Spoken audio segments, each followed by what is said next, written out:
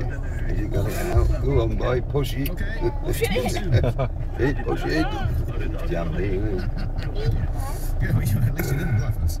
In which year did this week's top three have Build Me Up Buttercup by the Foundations at number 3, Ain't Got No I Got Life by Nina Simone at number 2, and Lily the Pink by The Scaffold at number 1? He's out for the day. 68. He's not going Kids are all nowhere. right. This is from skidding now, 1982. I'd like you to identify this group from the third and biggest. They're losing their top 10 grip. hit. Once the snow covers it, the snow kids.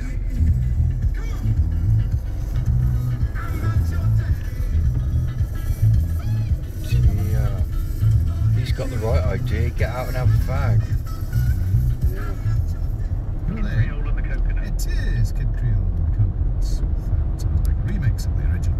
6 points. What was the one-word title of Celine Dion's top 5 single in 1998? Billed as Celine Dion with special guests, the Bee Gees. What was the...